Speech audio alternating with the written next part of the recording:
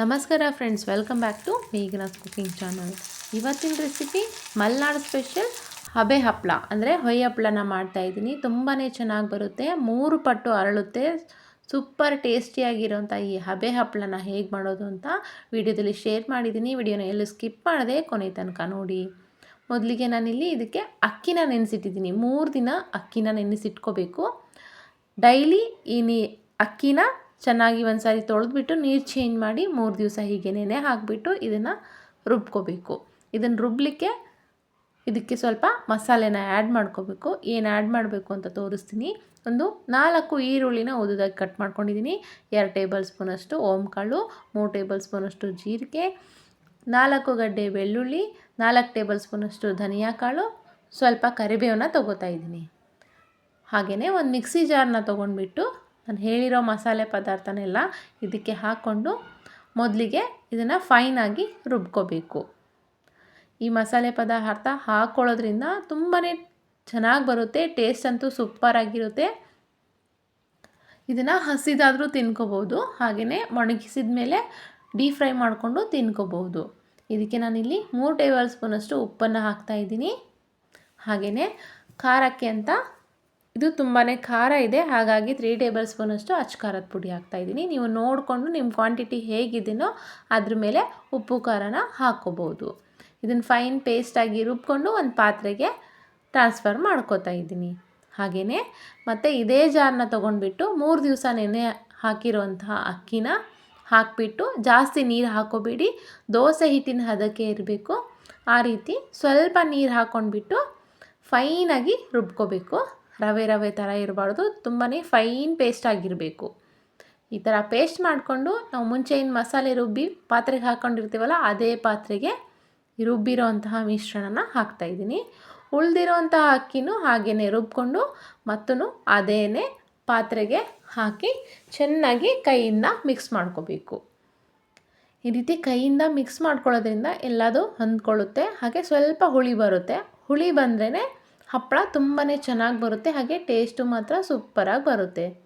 3 ದಿವಸ ನೆನೆ ಹಾಕಿರೋದ್ರಿಂದ ಹಪ್ಪಳ ತುಂಬಾ ಹಗುರವಾಗಿ ಬರ್ತವೆ ನೋಡಿ. ಈ ರೀತಿ ಒಂದು ಸಾರಿ ಮಿಕ್ಸ್ ಮಾಡಿಬಿಟ್ಟು ಪ್ಲೇಟ್ ಕ್ಲೋಸ್ ಮಾಡಿ 1 ಡೇ ಹಾಗೆ ಇಡಬೇಕು. ಅಂದರೆ ನಾನು ನೈಟು ಮಿಕ್ಸಿಗೆ ಹಾಕಿದ್ದೀನಿ, ಬೆಳಗ್ಗೆ ಎದ್ದು ನೋಡಿ ಈ ರೀತಿ ಸ್ವಲ್ಪ ಲೈಟಾಗಿ ನೀರು ಬಿಟ್ಕೊಳ್ಳುತ್ತೆ. ನೀರೇನು ಚೆಲ್ಲಕ್ಕೆ ಹೋಗ್ಬೇಡಿ, ಅದೇ ನೀರನ್ನ ಚೆನ್ನಾಗಿ ಒಂದು ಸಾರಿ ಮಿಕ್ಸ್ ಮಾಡ್ಕೊಳ್ಳಿ. ಈಗ ದೋಸೆ ಹಿಟ್ಟಿನ ಹದಕ್ಕಿದೆ. ನಾನಿಲ್ಲಿ ತಟ್ಟೆ ಇಡ್ಲಿ ಮಾಡ್ತಾರಲ್ಲ, ಆ ತಟ್ಟೆ ಇಡ್ಲಿ ಪಾತ್ರೆನ ತೊಗೊತಾ ಇದ್ದೀನಿ. ಆ ಪ್ಲೇಟಿಗೆ ಸ್ವಲ್ಪ ಎಣ್ಣೆನ ಸ್ಪ್ರೆಡ್ ಮಾಡ್ಕೋಬೇಕು. ಈ ರೀತಿ ಪ್ರತಿಯೊಂದು ಪ್ಲೇಟಿಗೂ ಮೊದಲೇ ಸಾರಿ ಎಣ್ಣೆನ ಸ್ಪ್ರೆಡ್ ಮಾಡ್ಕೊಂಡ್ಬಿಟ್ಟು ಪ್ರತಿಯೊಂದು ಪ್ಲೇಟಿಗೂ 1 ಸ್ಪೂನ್ ಆಗೋಷ್ಟು ಹಿಟ್ಟನ್ನು ಹಾಕ್ಕೋಬೇಕು. ತೀರಾ ಜಾಸ್ತಿನೂ ಹಾಕ್ಬಾರ್ದು, ತೀರಾ ಕಡಿಮೆನೂ ಹಾಕ್ಬಾರ್ದು. ಮೀಡಿಯಮ್ ಲೇಯರ್ ಥರ ಬರೋಷ್ಟು ಹಿಟ್ಟನ್ನು ಹಾಕಿಬಿಟ್ಟು ಹೀಗೆ ಪ್ಲೇಟ್ ತುಂಬಾ ಸ್ಪ್ರೆಡ್ ಮಾಡಬೇಕು. ನೋಡಿ, ಈವನಾಗಿ ಈ ರೀತಿ ನೀಟಾಗಿ ಸ್ಪ್ರೆಡ್ ಮಾಡಿಬಿಟ್ರೆ ಹಪ್ಪಳ ತುಂಬಾ ಚೆನ್ನಾಗಿ ಬರುತ್ತೆ. ಇವಾಗ ಇದು ಸ್ಟ್ಯಾಂಡ್ ಇದೆ, ಈ ಸ್ಟ್ಯಾಂಡಲ್ಲಿ ಒಂದೊಂದಾಗೆ ನೀಟಾಗಿ ಜೋಡಿಸ್ಕೊಂಡ್ಬಿಟ್ಟು ಹಪ್ಪಳಕ್ಕೆ ಇಡ್ಲಿ ಬೇಯಿಸೋಕ್ಕೆ ಅಂತ ಸೈಡಿಗೆ ಪಾತ್ರೆಯಲ್ಲಿ ನೀರನ್ನು ಬಿಸಿಗಿಟ್ಟಿದ್ದೀನಿ. ಆ ಬಿಸಿಯಾಗಿರೋ ನೀರಿಗೆ ಈ ಸ್ಟ್ಯಾಂಡನ್ನ ಇಟ್ಬಿಟ್ಟು ಒಂದು 5 ನಿಮಿಷ ಹಬೆಯಲ್ಲಿ ಬೇಯಿಸ್ಕೊಂಡ್ರೆ ಸಾಕು. ಹಪ್ಪಳ ತುಂಬಾ ಚೆನ್ನಾಗಿ ರೆಡಿಯಾಗುತ್ತೆ. ಹಾಗೆ ಯಾರೆಲ್ಲ ನಮ್ಮ ಚಾನಲ್ನ ಮೊದಲೇ ಬಾರಿ ನೋಡ್ತಾ ಇದ್ದೀರೋ ಅವರು ಸಬ್ಸ್ಕ್ರೈಬ್ ಮಾಡಿ ನೋಡಿ, ಹಾಗೆ ಪಕ್ಕದಲ್ಲಿರೋ ಬೆಲ್ಲೈಕನ್ನ ಪ್ರೆಸ್ ಮಾಡಿ ನೋಡಿ. ಈ ರೀತಿ ಎಟ್ಬಿಟ್ಟು ಒಂದು 5 ನಿಮಿಷ ಹಬೆಗೆ ಚೆನ್ನಾಗಿ ಬೇಯಿಸ್ಕೊಂಡ್ಬಿಡಿ. ನೋಡಿ, ಇಷ್ಟು ನೀಟಾಗಿ ಚೆನ್ನಾಗಿ ಬೆಂದಿದೆ.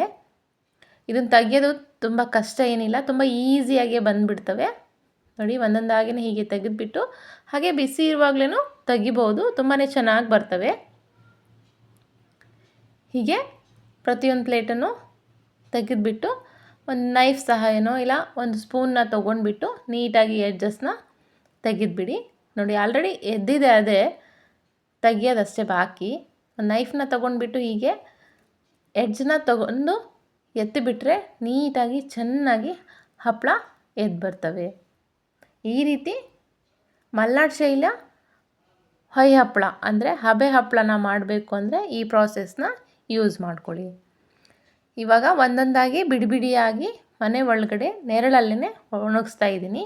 1 ಡೇ ಫುಲ್ ನೆರಳಲ್ಲೇ ಒಣಗಿಸ್ಬಿಟ್ಟು ನೆಕ್ಸ್ಟ್ ಡೇ ಬಿಸಿಲಲ್ಲಿ ನೀಟಾಗಿ ಒಣಗಿಸ್ಕೋಬೇಕು. ಈ ರೀತಿ ಬಿಸಿಲಿಗೆ ಒಣಗಿದ ನಂತರ ಹೀಗೆ ಕ್ರಿಸ್ಪಿಯಾಗಿ ಚೆನ್ನಾಗಿ ಆಗ್ತವೆ. ನೋಡಿ ಇಷ್ಟು ಇರೋ ಹಪ್ಪಳ ಇವಾಗ ಎಷ್ಟು ದೊಡ್ಡದಾಗಿ ಆಗುತ್ತೆ ಅಂತ. 1ರಿಂದ 3 ಪಟ್ಟು ಅರಳುತ್ತೆ, ಅಷ್ಟು ಚೆನ್ನಾಗಿ ಬರ್ತವೆ. ಬಾಯಲ್ಲೂ ಕೂಡ ಇಟ್ಟ ತಕ್ಷಣ ಹಾಗೆ ಕರಗೋಗಿಬಿಡಬೇಕು, ಅಷ್ಟು ಚೆನ್ನಾಗಾಗಿದ್ದಾವೆ. ನಿಜವಾಗ್ಲೂ ತುಂಬಾ ಅಂದರೆ ತುಂಬ ಚೆನ್ನಾಗಿ ಬಂದಿದೆ. ಈ ರೆಸಿಪಿ ಇಷ್ಟವಾದರೆ ಖಂಡಿತವಾಗ್ಲೂ ಲೈಕ್ ಮಾಡೋದು ಮಾತ್ರ ಮರಿಬೇಡಿ. ಹಾಗೆ ನಿಮ್ಮ ಫ್ರೆಂಡ್ಸ್ ಆ್ಯಂಡ್ ಫ್ಯಾಮ್ಲಿಗೆ ಶೇರ್ ಮಾಡೋದು ಕೂಡ ಮರೆಯೋಕ್ಕೆ ಹೋಗಬೇಡಿ. ನಿಮಗೂ ಈ ರೆಸಿಪಿ ತುಂಬಾ ಇಷ್ಟ ಆಗಿದೆ ಅಂದ್ಕೊತೀನಿ. ಇಷ್ಟವಾದರೆ ಲೈಕ್ ಮಾಡಿ, ಶೇರ್ ಮಾಡಿ, ಸಬ್ಸ್ಕ್ರೈಬ್ ಮಾಡಿ. ನೋಡಿ ವಿಡಿಯೋದಲ್ಲಿ ನೋಡ್ತಾ ಇರೋ ಹಾಗೆ 1ರಿಂದ 3 ಪಟ್ಟು ಅರಳಿದೆ, ತುಂಬಾ ಚೆನ್ನಾಗಿ ಬಂದಿದೆ. ತುಂಬ ಕ್ರಿಸ್ಪಿಯಾಗಿರೋ ಹಪ್ಪಳ ಬೇಕು ಅಂದರೆ ಈ ರೀತಿ ಟ್ರೈ ಮಾಡಿ.